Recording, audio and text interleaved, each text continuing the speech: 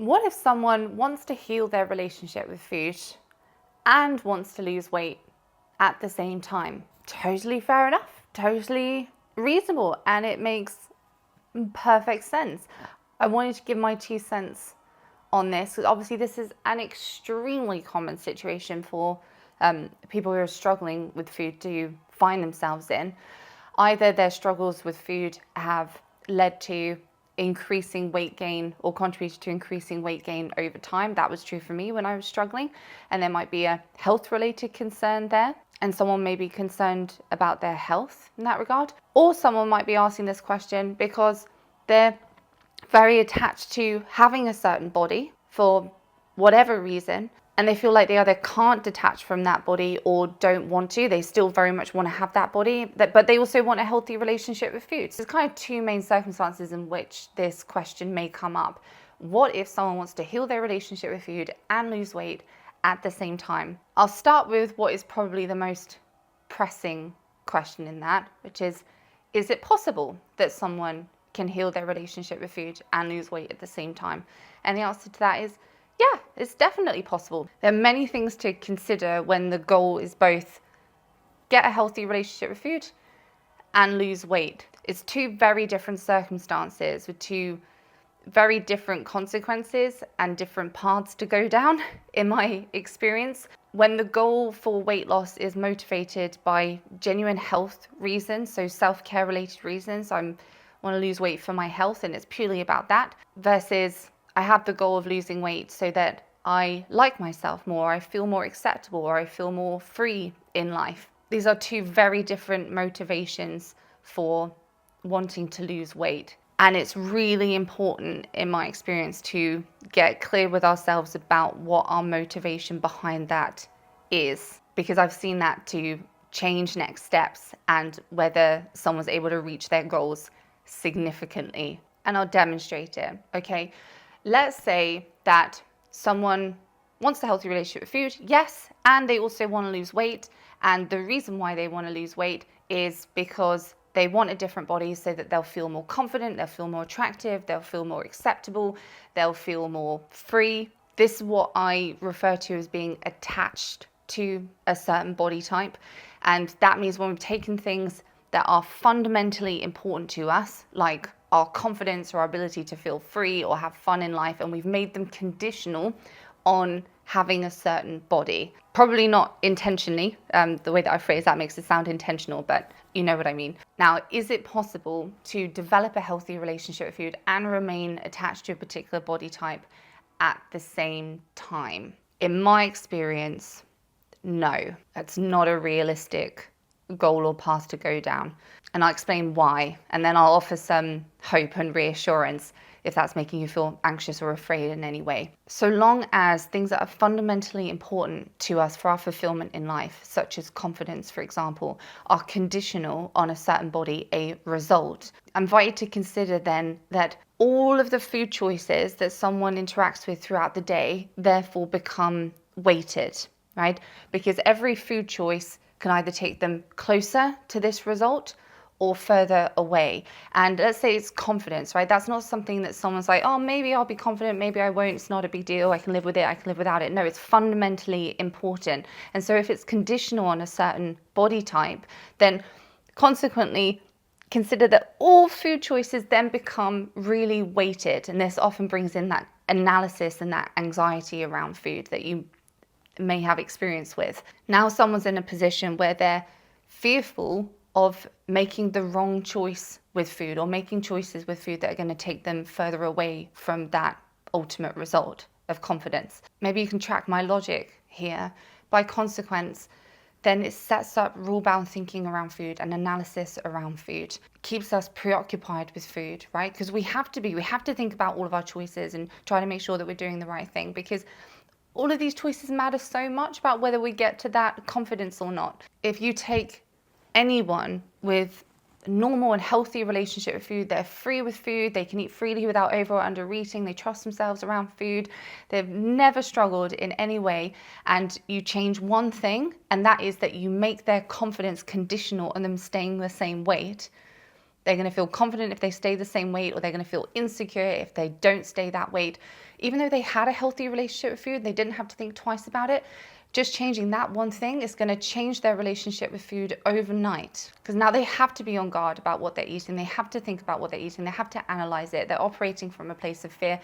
And so being attached to a certain body in this regard, and that's motivating someone to want to lose weight, can completely undermine the process of developing a healthy relationship with food. And you see this all the time where someone really wants a healthy relationship with food, but they're still very attached to a body, and they think they're trying to learn how to be an intuitive eater, but actually they've just put themselves on the intuitive eating diet. I've made a whole video, by the way, on the trap of accidentally turning intuitive eating or a healthy relationship with food into a new set of rules, and why this occurs, and what you can do differently to actually develop a healthy relationship with food. If you're looking for that insight, then I highly recommend that video. I'll leave it linked up here, and I'll also put it down in the description for you. If someone genuinely develops a healthy relationship with food, where they trust themselves around food, they're in touch with their appetite cues, and they can respond to hunger and satiety without using willpower, and they've got very little urge to emotionally eat, like they're there, they've got a healthy relationship with food, and then their body settles, it takes over its own weight regulation, and it settles where it wants to settle. You know, that's the place where you may want to arrive at. But the ironic thing is that if you're attached to arriving at that place in your body, for the reasons that I've mentioned, the ironic thing is it completely can undermine the process of getting there.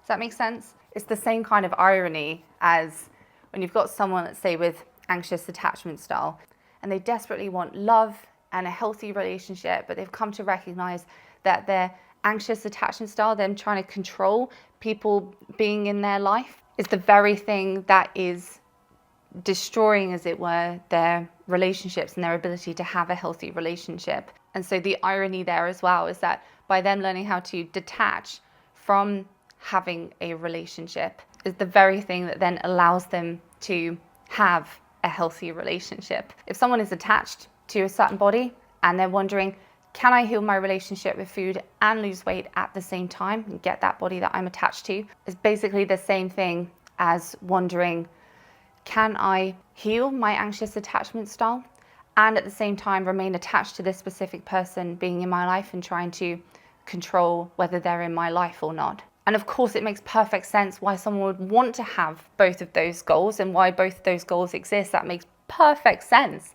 But they are completely at odds with each other, and the attachment will inevitably likely continue to sabotage those very efforts of healing anxious attachment style or healing the relationship with food. And this is why for all the consultations that we hold for applicants who are interested in developing a healthy relationship with food with us, we go through multiple times if they are confident that they also want good body image and to learn how to detach from their body. Yes, they need to learn how to detach from a body. It's not just a simple, okay, I don't care about that anymore. Yes, they need to learn how to, but we need to check that that is their goal, to learn how to. If you're resonating with that side of it, then the hope and the reassurance there for you is consider that you can develop a healthy relationship with food, and consider the possibility that your body can take care of its own weight regulation and settle at what we call your natural healthy weight. And you can work on your body image and detaching from a body so that you no longer care about it or no longer need it seemingly in order to be confident and live your life to the fullest and feel lovable and acceptable, etc., etc. Consider that there is a way to get what you want, all the things that you want, but just in a slightly different way to how your old conditioning might be telling you you would obtain it. Now let's look at the other motivation for this question. I want a healthy relationship with food and to lose weight. And my motivator for wanting to lose weight has nothing to do about whether I feel worthy in this body or not. I feel totally worthy and acceptable, and I'm not attached to a certain body. I just want to lose weight for health-related or mobility-related reasons. And it's purely a self-care motivation there. That's it. And for this one, I can only speak from our experience on the matter, okay? So take it for what it is. But I've seen that it's very hard to develop a healthy relationship with food and deliberately lose a certain amount of weight at the same time. The reason for that is if the intention is to deliberately lose a certain amount of weight in a set time and kind of be more controlled about that, then it means that a weight loss goal would be what's governing choices around food. And when you have a healthy relationship with food, the decision-making framework is entirely different. I've got a healthy relationship with food and I'm not making decisions based on whether they're going to help me lose weight or not. And again, I will offer hope and reassurance on this one as well if this is sparking any fear or anxiety on your part. But first, let me explain a little bit more about what I mean there so you can hopefully see it. If you have a goal to 100% develop a healthy relationship with food and to lose weight at the same time, what would then occur in the instance where, let's say, you're physically hungry for a certain amount of food, right? Physically hungry for that. But that amount of food you're calculating in your idea of how much you need to eat in order to lose weight. You're calculating that amount of food is too much in terms of my weight loss goals. So now there's a conflict there. How are you going to make that decision? It would be in line with a healthy relationship with food to honor these appetite cues, but it's not in line with my goals for weight loss. And I do just need to make the important caveat though, that this is all based on the fact that you will have some preconceived ideas most likely about what you need to do in order to lose weight. So there, consider if you're trying to reach both of these goals side by side at the same time, healthy relationship with food and deliberate weight loss, you'll be trying to use two different and opposing decision-making frameworks when it comes to food constantly, and you may find it very overwhelming or confusing or feel like you're analyzing a lot, and there would be a very good reason for that. It would be like trying to have the goal of always taking care of other people's needs and always taking care of your needs at the same time. It's just going to be an impossibility, right? Because they're going to conflict often. But let's say, okay, that someone wants to develop a healthy relationship with food for their mental well-being, and they want to lose weight for their physical well-being, whatever the case is, but it's coming from that place of self-care. There are some options here which you can consider. The first one is not being absolute in either goal. So supporting a healthier relationship with food, and maybe it can become healthier, maybe not a completely healthy relationship with food where you can eat freely without over or under eating, and you can be totally at peace with food and trust yourself in it. It might not be 100% of the way, but it can be healthier, and at the same time support weight loss without being deliberate and meticulous and controlling about it, but just doing things that can support it and not expecting an ideal in either scenario, but supporting both goals nonetheless. Another option is being 100% in developing a healthier relationship with food and leaving weight loss goals over there, developing a healthy relationship with food, then seeing where the body settles in response to that, seeing where your natural healthy weight is. And then if there's still a desire for weight loss after that fact, and it's coming from a place of self-care, exploring that option of supporting weight loss once you've already established a healthy relationship with food and you have that decision-making framework,